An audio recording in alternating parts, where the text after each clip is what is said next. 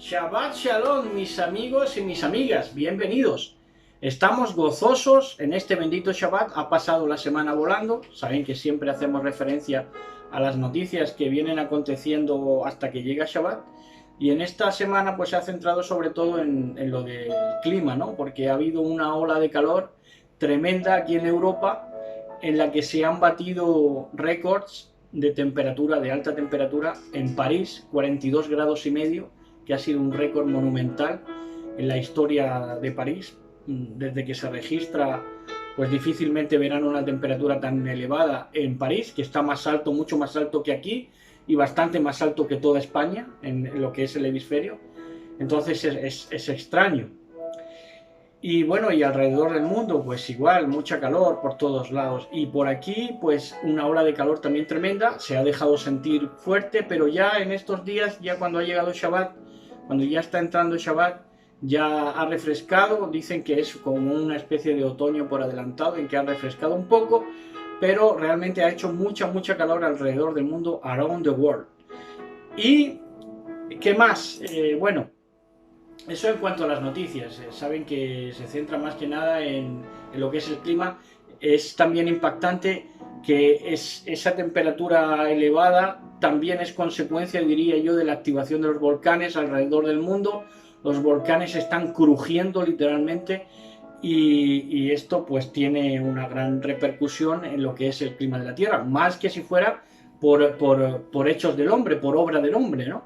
Tiene mucho más incidencia un volcán que cualquier cosa que el hombre pueda producir. Pero bueno, lo achacan así a los cambios climáticos y por mano del hombre, pero no es así. Vemos que la activación de los volcanes pues es eminentemente profética, diría yo, que calza y casa con este tiempo final, en que la Tierra será destruida por fuego. Esto es así, el Mabul de fuego, nos guste o no nos guste. De hecho, el libro que vamos a ver hoy, Kefa, las cartas de Kefa, va a referir también ese Mabul de fuego con el que va a ser destruida la Tierra. ¿Es una mala noticia? Bueno, esto es como el entender el Apocalipsis. Hay quien habla de Apocalipsis y lo ve como sinónimo de desastre, de catástrofe, pero nosotros vemos el Apocalipsis como sinónimo de desvelación y de liberación. Esto es así, cada uno lo entiende pues como quiere, ¿no? Como busca, conforme a lo que busques, la profundidad con la que busques y el ahínco con el que busques la verdad, pues así te irá en la vida. Y bueno, y referente a lo que vamos viendo, nosotros vamos viendo vídeos a lo largo de la semana. Estamos viendo vídeos porque para ver televisión, pues la mayoría de las veces, y más cuando te meten entre medias también publicidad, pues no es provechoso para nada ver televisión. Entonces nosotros optamos por ver predicaciones y a youtubers que predican la palabra, sobre todo si predican la Torá, ¿no? Y bueno, pues esta semana pues hemos visto un predicador de la Torá al que nosotros podemos decir, no es que tampoco lo estimemos, pero no nos cae mal, nos cae más bien. Y decía el tipo que claro, es de lo que te llenes, ¿no? Venía lleno de discutir con rabinos, porque él se vuelca ahí junto a estudiar con los rabinos y también ahí hacer un sincretismo para cazar lo que pueda, ¿no? Y venía diciendo a su feligresía, a sus oyentes, que dice, bueno, si vino o no vino, eso no es ya importante. Si vino o no vino, ¿quién? Se refería a Yahshua HaMashiach, porque como está discutiendo permanentemente con los rabinos de si el Mashiach vino o no vino, pues se pone a decirle este disparate a la comunidad, a los oyentes. Y uno se asombra, ¿no? Pero principalmente uno se asombra de que esta gente no se haya desviado ya, esta gente que se vuelca hacia el judaísmo, que está volcada hacia el judaísmo y que le llaman a los judíos nuestros hermanos, ¿no? Aunque luego hablen del sionismo y supuestamente reprendan las obras de las tinieblas, ¿no? Pero le llaman hermanos, ¿no? Se sienten afines a ellos, nosotros no. Y decía que si vino y no vino, y le decía esto a los oyentes. ¿Pero por qué se produce esto? Porque ellos no ven, digamos, que ellos no se van hacia el judaísmo porque tienen ganancia con su feligresía, con su comunidad. Entonces, como su comunidad tiene unos lazos cristianos fuertes, que muchas veces el cristianismo, nosotros hemos hablado en contra del cristianismo, del judaísmo y de todas las religiones, pero el cristianismo tiene algo bueno, que tiene lazos fuertes referente a lo que es la persona del Mesías, aunque lo conozcan como Cristo. Inclusive es una atracción, tiene una gran atracción entre los cristianos la figura de Cristo, aunque lo conozcan como Cristo. Entonces eso evita que la feligresía, los oyentes, el auditorio de estas personas exijan al pastor, al roe, al que nos ministra, que se vaya por derroteros del judaísmo. Esto lo evitan ellos porque tienen este amor que les nace desde los tiempos del cristianismo por el Mesías. Entonces no se van, estos dirigentes no se van al terreno del judaísmo y apostatan del Mesías simplemente porque todavía tienen ganancia de que sus comunidades están volcadas al Mesías.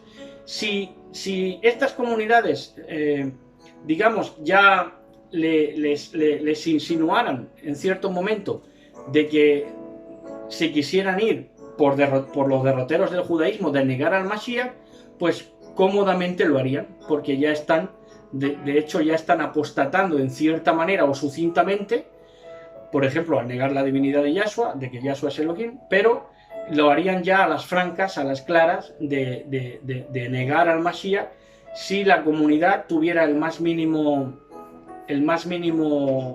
apoyo dentro de sus corazones para eso. Pero como no les nace, porque ya decimos que la figura del Mesías es muy fuerte, aun conociéndolo por Jesucristo, pues por eso se mantienen ahí sin apostatar de momento. Y por eso están durando muchos ministerios predicando todavía del Mashiach, aun cuando les meten tentáculos sionistas judío-talmúdicos.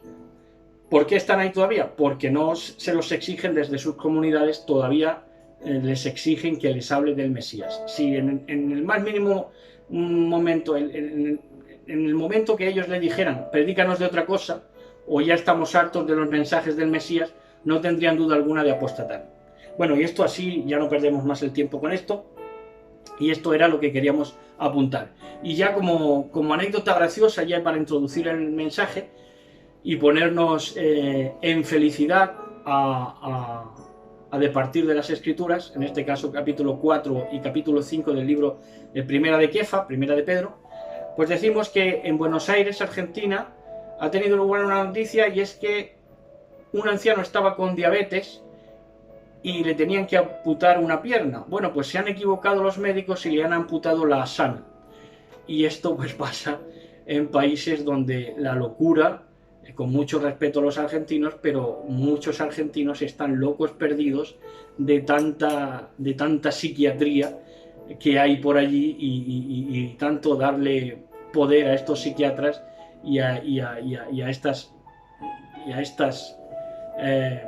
entidades de manipulación, que se manipulan también con la psiquiatría, con la filosofía, etcétera, y tienen un país realmente enloquecido, como pudimos ver en el Mundial con Messi y la cabra, ¿no? En fin, pues ya saben, pero es todos los países, no es que queramos apuntar a Argentina. En todos nuestros países pues hacen cosas locas, cosas estrambóticas, extravagantes, locas, enfermas. Bueno, y ahora sí vamos a introducirnos ya al mensaje de hoy, que está en Primera de Kefa, Pedro, capítulos 4 y 5, que vamos a estar viendo hoy en mucha reverencia en el nombre de Yahshua HaMashiach. Vamos a leer cuando dice de la siguiente manera. Dice en el capítulo 4 del libro de Kefa, de Primera de Pedro, dice: de modo,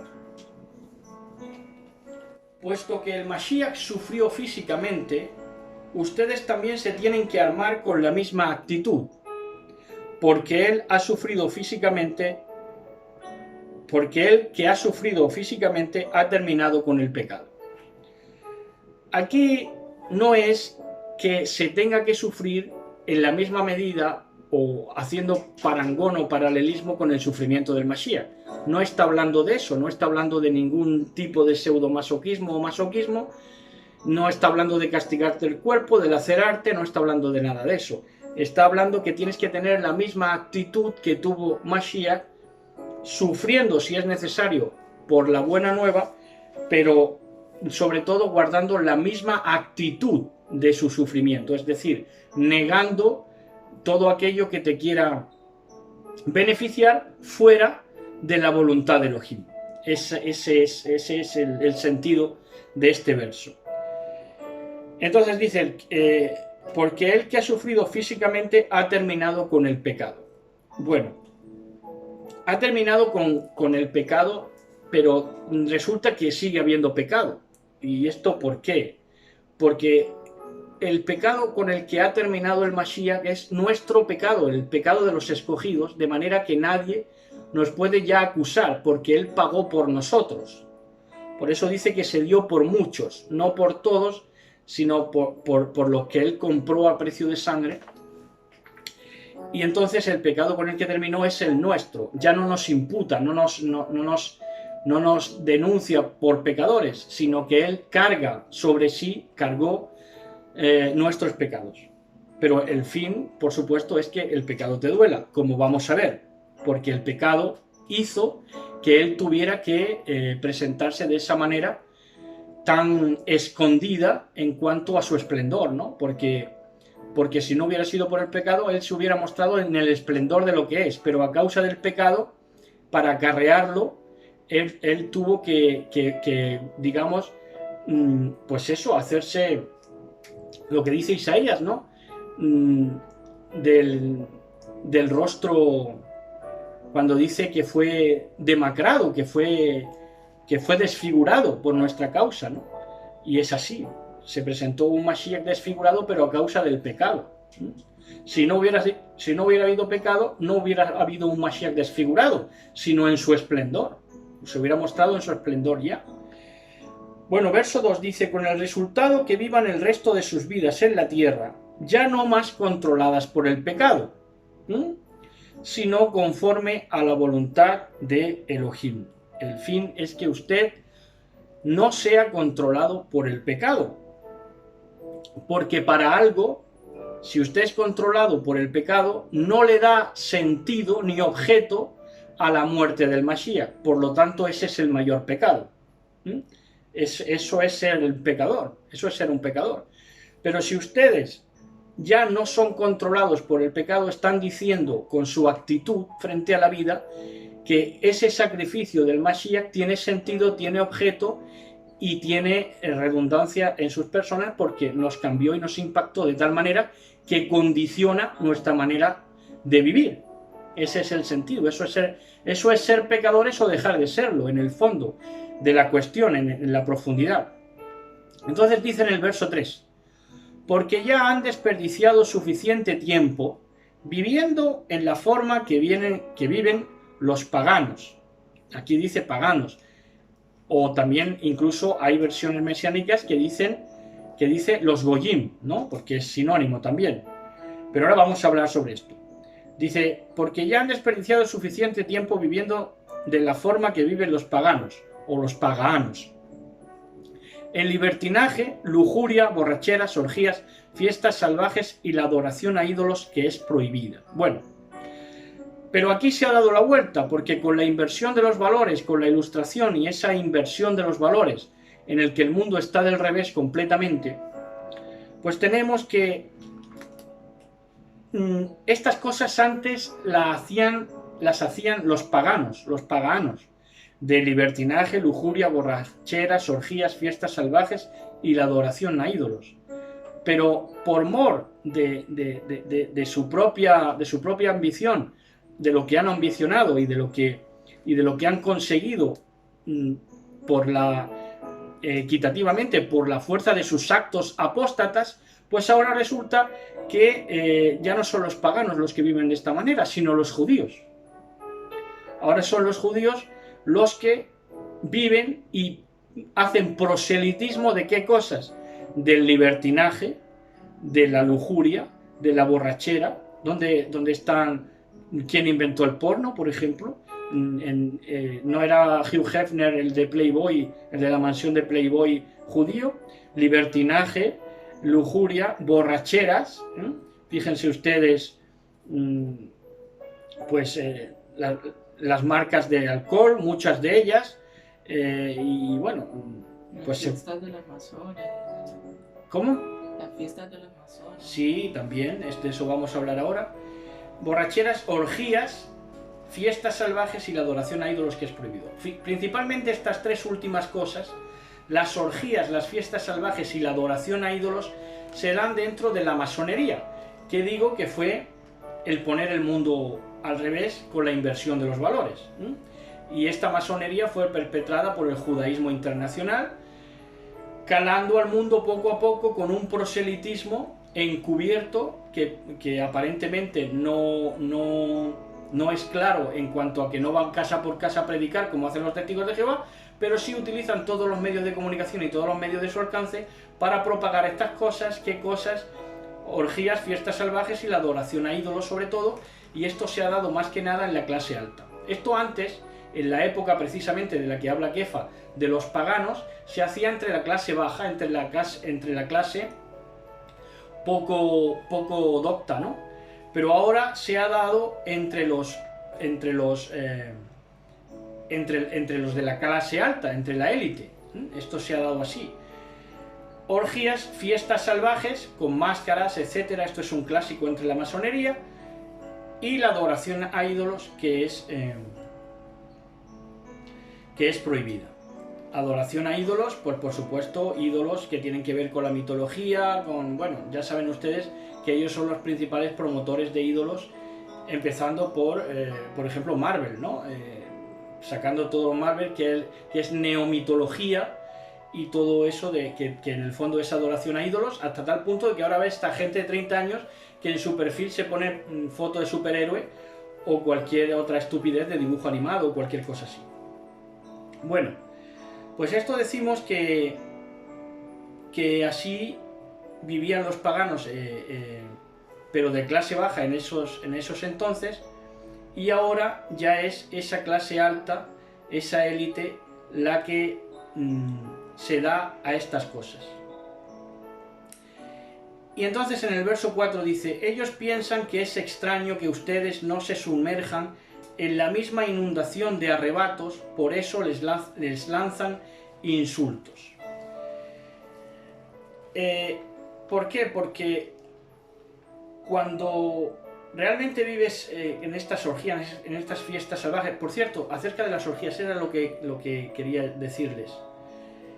El indocto, el que era de clase baja en los tiempos de Kefa y hacía o tenía contacto con una orgía, no pensaba en el día después de la orgía, porque si había estado, por ejemplo, con la mujer de un prójimo, de un allegado o incluso de un familiar, pues era un trago luego, después de la orgía, mirarle a la cara, tanto a la mujer como al hombre que era su marido, ¿no? Entonces no pensaban en el día después de las orgías, porque eran indoctos y no se paraban a pensar también porque eran impulsivos, como vamos a ver luego. Pero en el caso ya de los doctos, de esa clase alta, de esa élite, lo hacen y esto es más transgresión todavía y más aberración, porque ellos sí piensan en el día después de la orgía, lo tienen previsto. Es decir, a tal punto que hacen que tienen lugar ¿cómo le llaman? El intercambio de parejas. O sea, es más desvergonzado en el peor sentido. Hay una vergüenza, como vimos el otro día, que conduce al pecado, y una vergüenza que es para arrepentimiento. Esta es vergüenza de la mala, ¿no? Es desvergüenza. Entonces, pues estos ilustrados, estos de este nuevo tiempo, pues sí han pensado en ese día después de las orgías, y aún así pues ya lo han hecho más descaradamente y más pues de una manera ya animal, ¿no? Entonces a estos, que muchos de ellos, por supuesto, aunque sean religiosos o aunque sean ateos, es lo mismo, porque ya hemos visto muchas veces que son dos caras de la misma moneda.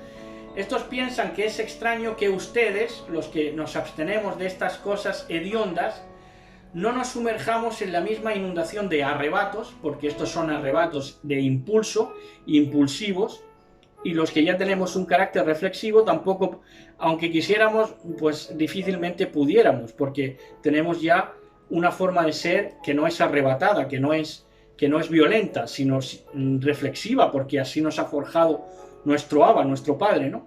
Entonces dice que por eso nos lanzan insultos, insultos también encubiertos, insultos en que muchas veces ni siquiera son verbales, pero en el momento de que tú te pongas plácidamente a ver una serie y veas que uno de los protagonistas es un travesti, pues ya te están insultando, ¿no? Es una forma de insulto, ¿no? En fin, son cosas así. Dice en el verso 5, pero tendrán estos que dar cuenta al único que está listo para juzgar a los vivos y a los muertos. Dice, al único que está listo para juzgar a los vivos y a los muertos. ¿Por qué? Porque él estuvo muerto y está vivo. Entonces, digamos que ha pasado por los dos estados que se encuentran en esta vida. Por lo tanto, está listo para juzgar tanto a los unos como a los otros. Dice que tiene la llave de la muerte y del Hades en el libro de Apocalipsis. Entonces dice el verso 6, por esto él ha proclamado aún a los que han muerto.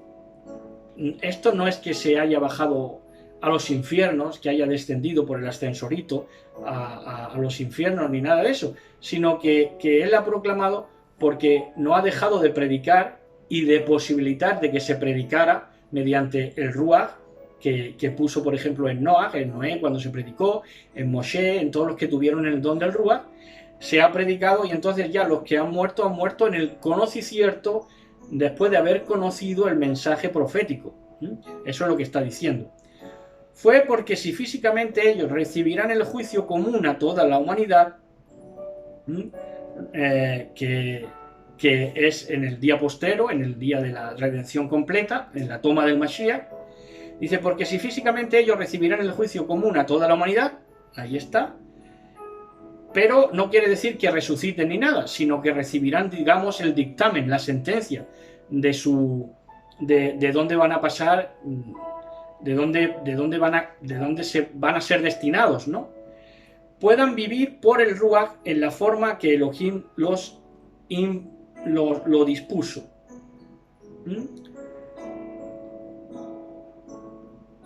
Tanto a los vivos, está hablando de los vivos y de los muertos. Ahí no solamente habla de los muertos, sino que el contexto es que habla de los vivos también, porque si no, no tendría sentido.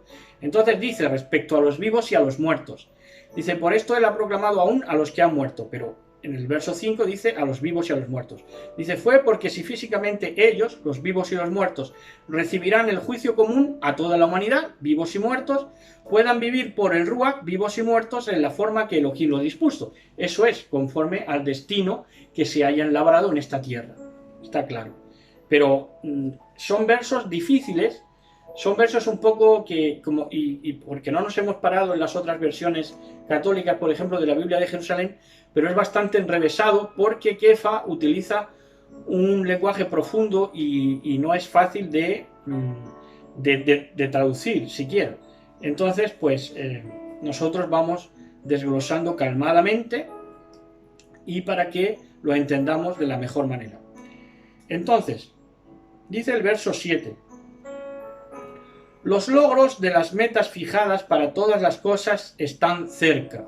Esto es la redención final, la toma del Mashiach, que nosotros esperamos ya inminentemente. Por lo tanto, estén alerta y con dominio propio, para que puedan orar. Así que el dominio propio es necesario para orar. Porque si no tienes dominio propio para cerrar la bragueta o para dejar de fumarte un cigarro, tus oraciones no van a ser escuchadas. Tienes que tener dominio propio para estar alerta y poder orar en condiciones favorables, para que Elohim te oiga, que es el objeto, ¿no?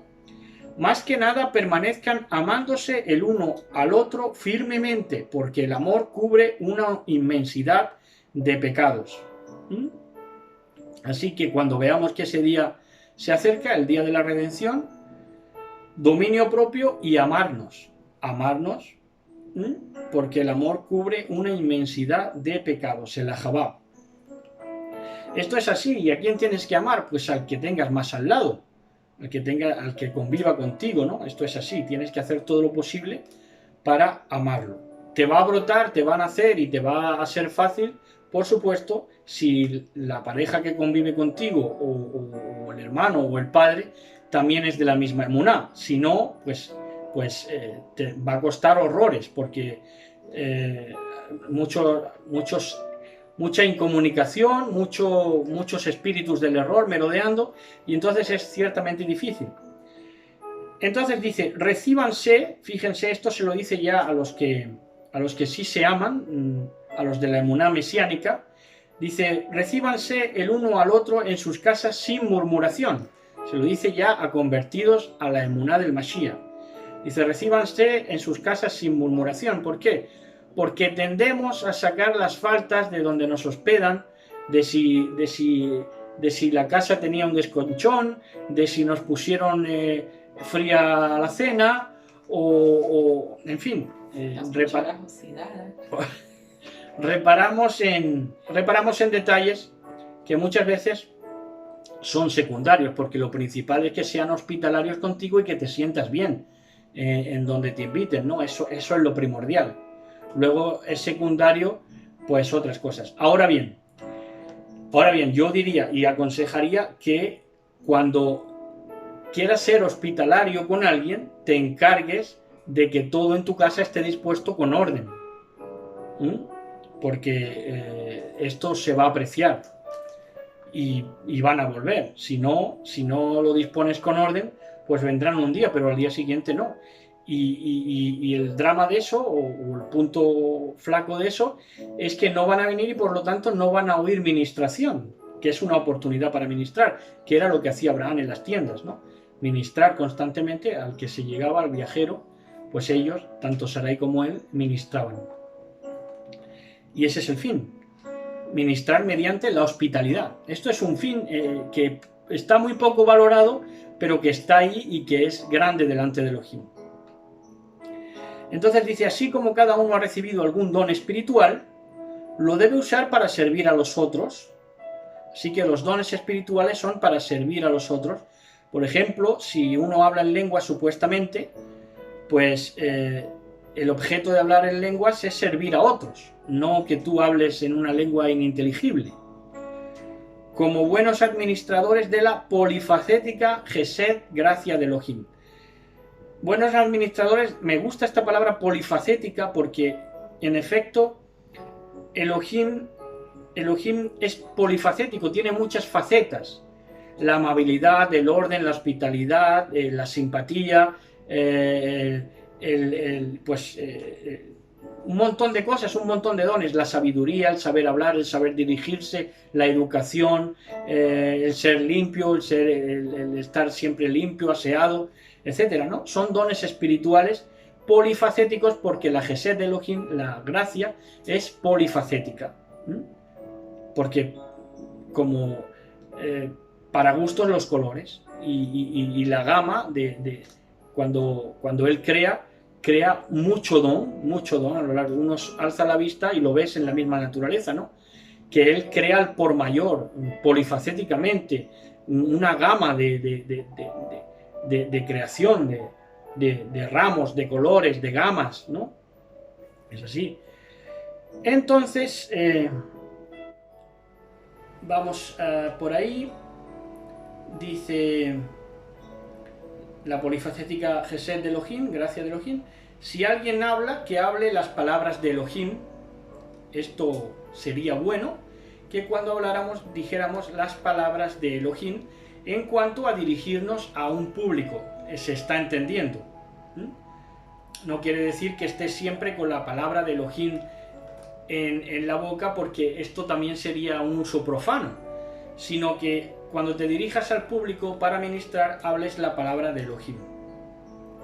Si alguien sirve, que lo haga por el poder que Elohim suple, para que en todo Elohim sea glorificado mediante Yahshua HaMashiach.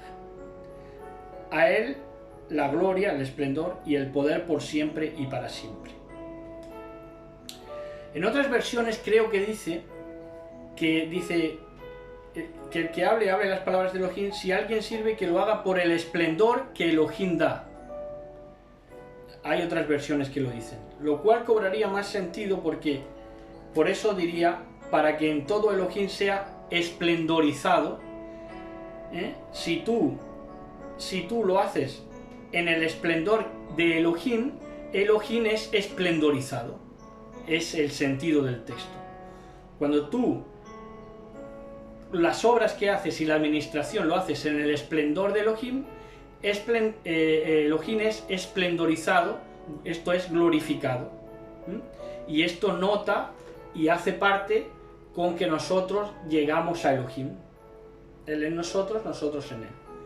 Eso es profundo, pero es así también. Entonces dice, a él sea la gloria, la kabod, el esplendor y el poder siempre y para siempre, emet. Verso 12, queridos hermanos, no crean que es extraño el fuego ardiente de pruebas que les ha sobrevenido como si algo extraordinario les estuviera pasando. A veces uno está tan atestado, y más en este tiempo final en el que todo es un conflicto mental difícil de dilucidar y de discernir, pues en alguna ocasión incluso uno se ha quejado de que lo que nos pasa es una anomalía, es una anomalía que se sale como si se saliera del espacio-tiempo. No, esto no es nada nuevo. Esto en otras formas y en otros contextos lo han vivido todos de la misma manera, como vamos a ver, todos los kadoshim, todos los apartados. Entonces nos dice que lo que nos ha sobrevenido no es para espantarse, no es extraordinario lo que nos está pasando, sino que más bien, como comparten el compañerismo de los sufrimientos del Mashiach, regocíjense para que se regocijen todavía más cuando su Shejinah, su presencia, sea desvelada. Así que es motivo para regocijarnos. Los sufrimientos, y no es nada ajeno, no es nada extraño, porque siempre ha sido así. Pero es motivo de regocijo. Y nos regocijaremos todavía mucho más, por supuesto, cuando su presencia real y verdadera y verificable y palpable sea manifestada, sea desvelada. Si están siendo insultados, dice, porque llevan el nombre del Mashiach, si están siendo insultados porque llevan el nombre del Mashiach, Yahshua HaMashiach, cuán benditos son ustedes, porque el Ruach, el espíritu de la Shejinah, esto es, el Ruach de Elohim, está reposando sobre ustedes. Entonces somos benditos. Si somos insultados por llevar el nombre de Yahshua HaMashiach. Ahora, si somos insultados por ladrones, por manipuladores, por mentirosos, pues realmente ahí no le damos el esplendor al Mashiach y ahí no somos benditos, ahí somos malditos en esa circunstancia. Entonces dice en el 15, que ninguno sufra, ahí está, para confirmarnos, dice que ninguno sufra por ser un asesino o un ladrón. Hay que sufrir por la causa del nombre del Mashiach, no por ser un asesino, un ladrón, un manipulador, un embustero, un malvado o un entrometido en los asuntos de otros. ¿Cuántos dirigentes de las congregaciones al día de hoy son entrometidos en los asuntos de otros? Pues la Torá les llama malditos, porque no son benditos, son malditos. Los que se entrometen en asuntos de otros. Es decir, que para controlar sus congregaciones se entrometen en lo ajeno. Y sobre eso no solamente hay esta palabra, hay muchas otras. Shaul también se refiere a esto. Dice, pero si alguien sufre por ser Mashiachim, o sea, por creer, por tener la emuná en Yahshua HaMashiach, no se avergüence, sino que le dé toda la kabod, todo el esplendor a Elohim por el modo que lleva su nombre. Es decir, porque le estás dando esplendor. Como decirle, le estás dando energía a lo que Elohim es desbordadamente, que es energía de amor infinito. Pues tú estás contribuyendo a darle esa gloria, darle ese esplendor, si sufres por causa de Yahshua HaMashiach.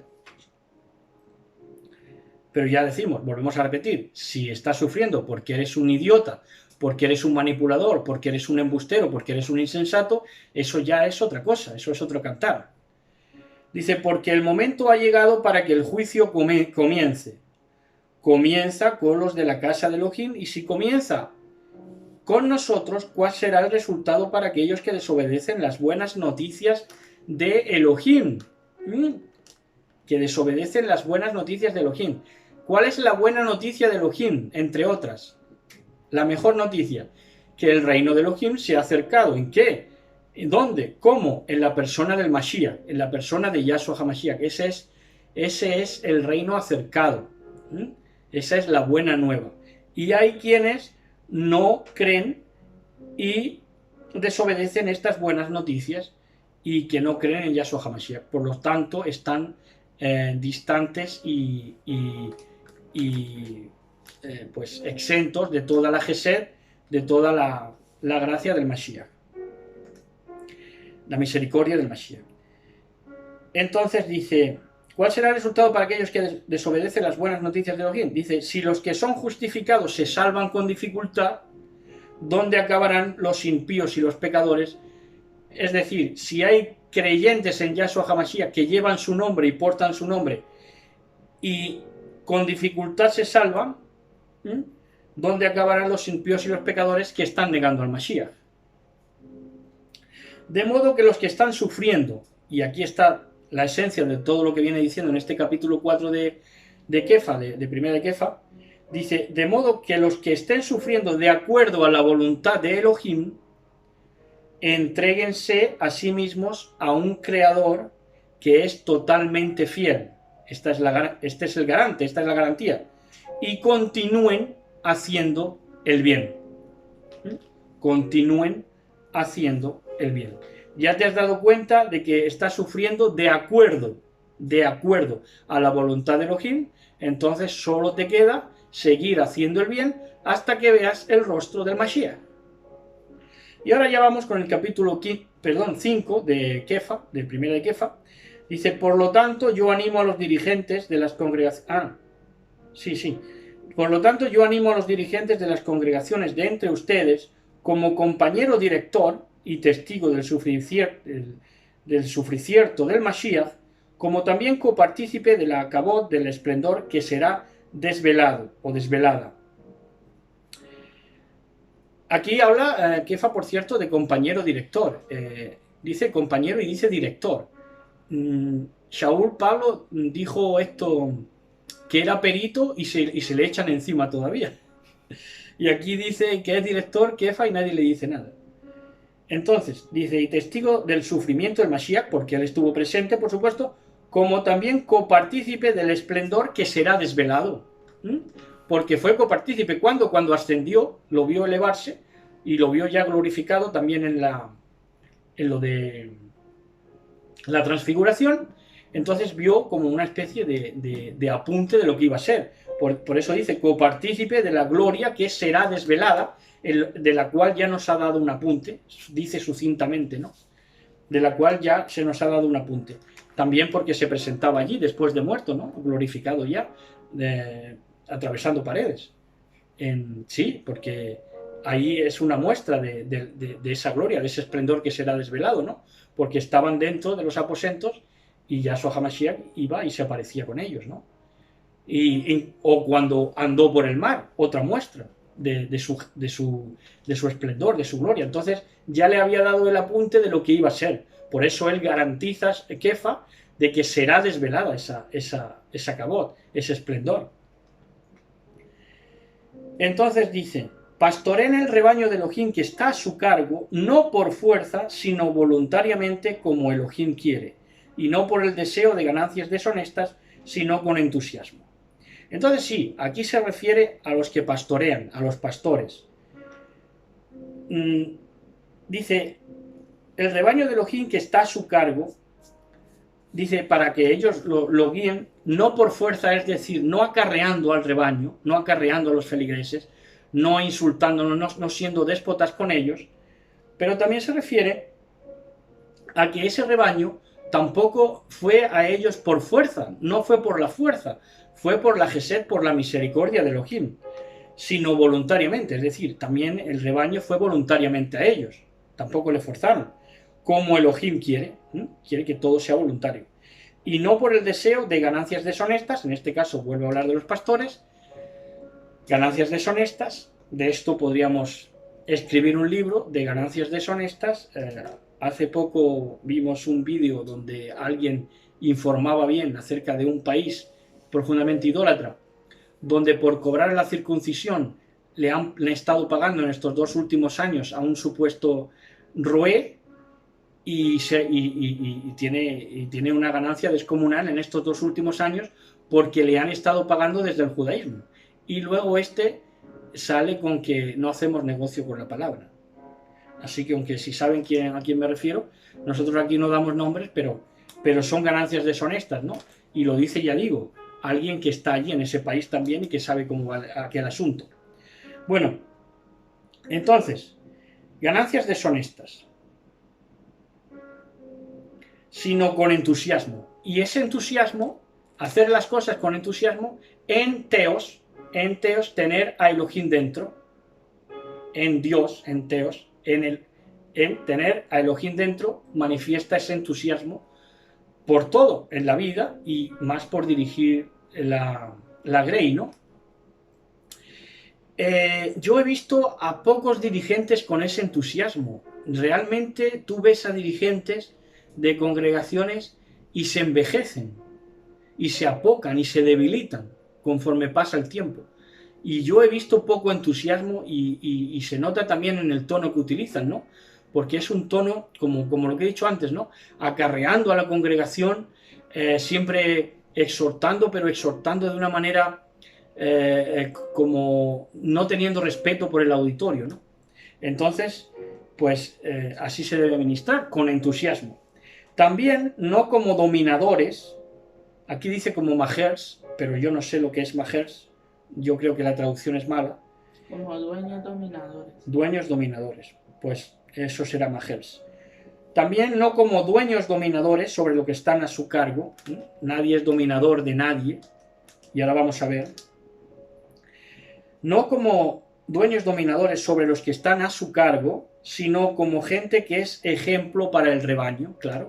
Tú vas a ser el primero en ser mirado si eres dirigente. Entonces el primero que tiene que dar ejemplo eres tú. ¿Y de qué tienes que...? Si tú quieres una congregación que sea humilde y que no sean arrogantes, el primero que debe ser humilde y que no ser arrogante eres tú, que vas a ser el que va a estar a vista de todo el mundo, ¿no? Entonces, cuando el pastor principal aparezca, esto es Yahshua HaMashiach, ustedes recibirán esplendor como su corona imperecedera. Ahí está. Si nos gobernamos de esta manera, si somos ejemplos para el rebaño, pues Él nos pone una corona imperecedera de esplendor. Dice, asimismo, los que tienen menos experiencia en lo que es la dirigencia de las congregaciones, sométanse a los directores, como era director Kefa, porque ya llevaba más años de experiencia en cuanto a dirigir una congregación, pero dirigirla no despóticamente, sino siendo una referencia buena para la congregación, de ser justos, de no ser dominadores ni déspotas. Entonces dice, además todos se deben de revestir de humildad del uno al otro, porque Yahweh se opone al arrogante, pero al humilde le da gracia. Esto es así. Esto es un verso muy rico y de mucho nivel. Pero cuando mucha gente lee estos versos, este verso en concreto, creen que la humildad es dejarse humillar, pero no está hablando de humillación, está hablando de humildad. ¿Qué es la humildad? La humildad es conocer lo que es la humildad. Yo conozco lo que es la humildad y a quién le debo la humildad, esto es, a Elohim. Pero hay otro concepto que es la humillación. Los que dirigen despóticamente a las congregaciones y que las guían como dominadores sobre ellos, hablan de humillación y entonces hacen referencia con ese emblema de la humillación, no de la humildad, que es diferente, sino de la humillación, entonces hacen referencia a este verso que dice: además, humíllense a sí mismos bajo la mano poderosa de Yahweh, para que en el momento adecuado Él los exalte. Esto lo utilizan en el contexto de que los feligreses aprendan a humillarse, pero los feligreses no tienen que aprender a humillarse, tienen que aprender humildad, que es diferente.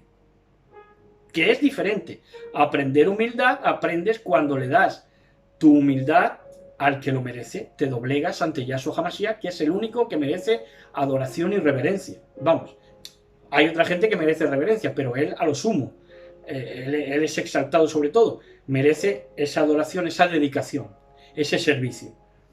Entonces, lo utilizan con esa coletilla, ¿no? Para que utilizan, y aquí hacen uso de lo sagrado, que es un verso de la Biblia, pero para un uso profano, para un uso conforme a sus intereses de despotismo y de dominar sobre la congregación. Entonces ellos te enseñan este verso para que la congregación aprenda a humillarse delante del pastor. Pero no está llamado a humillarse, no voy a faltar el respeto, está llamado a saber lo que es la humildad, a tener humildad, a mostrarse humildes, y esto es saber dónde está el Mashiach y dónde estás tú. Entonces dice en el verso 7: tiren todas las ansiedades sobre Él, porque Él cuida de ustedes. Sobre Yahshua HaMashiach, tiren todas sus ansiedades sobre Él, porque Él cuida de ustedes. Bien, permanezcan sobrios, permanezcan alerta. Sobriedad y alerta. Para estar alerta hace falta estar sobrios, y sobrio es saber dónde estás parado. Esta es la sobriedad, saber dónde estás parado, quién te está llamando, qué estás haciendo, cómo lo estás haciendo, a quién estás ministrando, cómo lo estás ministrando, y en qué poder te estás moviendo. Esto es sobriedad, permanezcan alerta. El enemigo de ustedes, Hasatán, acecha como león rugiente buscando a quien devorar. Esto es otro clásico, pero también para meter miedo. Esto es otra coletilla. No, que Satanás anda como león rugiente, pero para meter miedo a la congregación. Sí, Satanás es un león rugiente, y este secretillo se lo decimos. Es un león rugiente, pero no tiene dientes, no tiene colmillo, está esmolado. Entonces dice: resistan firmes contra él, firmes en la confianza de ustedes, sabiendo que nuestros hermanos a través del mundo están pasando por el mismo tipo de sufrimientos. Y así era, alrededor de todo el mundo, pues sufrían la persecución. ¿Cuál es el problema de hoy? Que con internet nosotros hemos aprendido a menoscabar los sufrimientos de la gente, porque realmente no somos capaces de empatizar. No somos capaces de empatizar, porque sabemos de los sufrimientos, pero no sabemos cómo ellos lo están interpretando o viviendo. Entonces, ahora vemos esta situación de que en el mundo están pasando el mismo tipo de sufrimientos que nosotros, pero no nos lo pasamos a creer, porque no nos ponemos en la situación de pensar que hay gentes como nosotros en nuestra situación que pueden tener nuestra misma emuná, porque como hay tanta doctrina, pues no nos pasamos a creer que tengan lo mismo que nosotros. Ese es el problema, que ahora eso no está confirmado, de que otros pasen los mismos sufrimientos. ¿Por qué? Porque como digo, hay tanta doctrina, pues dicen: no, esto está sufriendo, pero porque es un tonto. ¿Me entiendes? Entonces esto hay que ver que sigue siendo así, de que se están pasando sufrimientos por causa del Mashiach. Porque quien no niega al Mashiach y lo vive en todo, pues primero la sociedad, el ateísmo, te hace bullying en todo. Si estudias, si trabajas, eso ya tiene un mérito delante de Elohim. Pero nosotros, claro, somos así, ¿no? creemos que porque no crean como nosotros exactamente lo mismo, ya no ni sienten ni padecen. Y eso no es así. Bueno, dice, tendrán que sufrir solo por un poco de tiempo más. Después de eso, Elohim, que está lleno de Gesed, de gracia, el que los llamó a su gloria, a su esplendor eterno, en unión con el Mashiach, él mismo los restaurará. Uno, restaurar. Nos restaurará. ¿Nos restaurará a qué? A una limpieza, a una... ¿Dónde hemos sido limpios nosotros? Pues cuando estábamos en Elohim, antes de la creación. Nos va a restaurar a esa inocencia, pero esa inocencia ya plena, porque ya conocemos, después de haber conocido este sistema, ya somos esa misma agua superior, pero ya mesianizada, la conciencia mesianizada, y entonces ya volvemos a la restauración de lo que fuimos, pero ya plenamente. Los consolidará, después de restaurarlos, consolidarlos, esto es, consolidarlos, digamos, ir cincelando las formas de cada uno, ir formándonos, y esto se hace con instrucción, fortalecerá, después de la instrucción hay fortaleza, y los afirmará quiere decir ya que los plantará ya donde nos tenga que plantar, en la Nueva Jerusalén. Dice, a él sea el poder por siempre y para siempre, Emet. Y ya para concluir, el 12 y el 13 dice, por medio de Sila, a quien considero como un hermano fiel, les he escrito brevemente. Él da por adelantado. Es como decir, tengo mucho más, porque es que tiene profundidad. Pero dice, les he escrito brevemente, porque era como tocaba, alentándolos y dando mi testimonio de que esta es la verdadera Gesed de Elohim. Permanezcan firmes en esta Gesed. Dice, permanezcan firmes en esta Gesed, en esta gracia. Ahora, veamos el contexto de los dos capítulos que hemos leído y veamos a qué gracia se está refiriendo aquí Kefa Pedro. Ha hablado de sufrimiento, ha hablado de no dominar sobre la congregación, ha hablado de humildad, ha hablado de sobriedad, ha hablado de permanecer alerta, ha hablado de cuidarse del diablo, ha hablado de tener confianza, ha hablado de sufrimiento, de sufricierto, y todo eso es gracia. Dice, esta es la verdadera gracia. Ahora, lo que no es gracia es que todo el monte es orégano. Lo que no es gracia es que no, la prosperidad y ya está, y no hay más, y que Cristo murió por mí, y que hubo uno que murió por mí, como dicen. No, la gracia conlleva todo esto, todo esto. La gracia no se puede resumir en un verso. La gracia son muchas cosas, y de todo esto nos ha hablado Kefa en estos capítulos. Lo volvemos a repetir, sobriedad, estar alerta, te advierte del diablo que está como león rugiente, resistir firmes en emuná, aguantar un poco más. Esta es la gracia. ¿Y cuál es el objeto de la gracia? ¿Qué te lleva la gracia? A ser restaurado, consolidado, fortalecido y afirmado. Esto es así. Si la gracia, si tu entendimiento, tu entendicierto de gracia, te lleva a estar en el mismo lugar que antes y te lleva a una debilidad en todo, principalmente debilidad de fe, de que eres débil, no sabes argumentar ni siquiera en lo que crees, realmente no estás viviendo la gracia, no estás viviendo la Gesed, la misericordia de Elohim. ¿Por qué? Porque la gracia te tiene que llevar a restauración, consolidación, fortaleza y afirmación. Claro, y se quedan en estos peldaños. Hay mucha gente que es restaurada, a lo mejor se drogaba y ya no se droga, entonces es restaurada. Pero es que tienes que ser consolidado, y luego fortalecido, y luego afirmado. Y esto pues es un proceso. Dice en el verso 13, la hermana congregación de Babel, elegidos juntamente con ustedes, les manda saludos. También Marcos, mi hijo, salúdense el uno al otro con un beso de amor, que es un ósculo. ¿Se acuerdan ustedes? La palabra ósculo es un beso de amor entre hermanos. Shalom alejín a todos los que pertenecen al Mashiach. Y esta hermana congregación de Babel era porque él estaba seguramente emitiendo esta carta desde la congregación de los partos que había.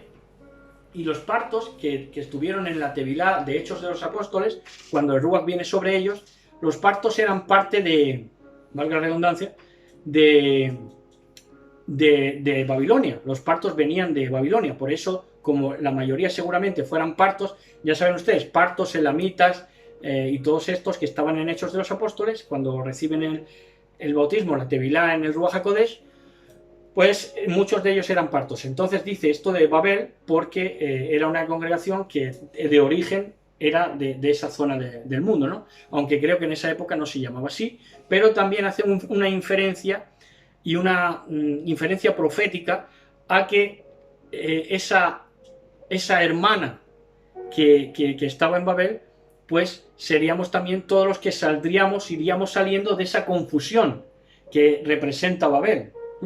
Y principalmente en el tiempo final. Y de esa Babel tienes que salir porque ahí todavía no ha hablado Yohanan en el Apocalipsis, cuando dice salir de ella, pueblo mío. Pero esas congregaciones de Babel ya estaban saliendo, porque no estaban en el lugar físico de Babel, sino que ya estaban saliendo a ser ministrados por los Sholiachim, por los apóstoles. Entonces tenían que salir físicamente, y cuando vieron el mensaje de Yohanan en la isla de Patmos, ya desde ese entonces tuvimos que salir de Babilonia, todos los creyentes en estos 2 últimos milenios, paulatinamente, hasta que ya no quedara nadie en ese sistema de Babel, confusión, esto es religión. No para que salgamos ahora, no es salir de ella, pueblo mío, ahora, no. Desde que lo dice Yohanan, 2000 años, para ir saliendo tanto primero de la geografía de Babel, y luego ya espiritualmente despojarte de confusión, despojarte de religión y despojarte de todo lo que te aleja de Yahshua HaMashiach, para acercarte a él, pues, en humildad y en unión marital, se puede decir, porque a eso somos llamados, a ver su rostro, a fundirnos en él, a ser copartícipes de la naturaleza divina, que era lo que decía Shaul, a fundirnos en Elohim. Bueno, y hasta aquí.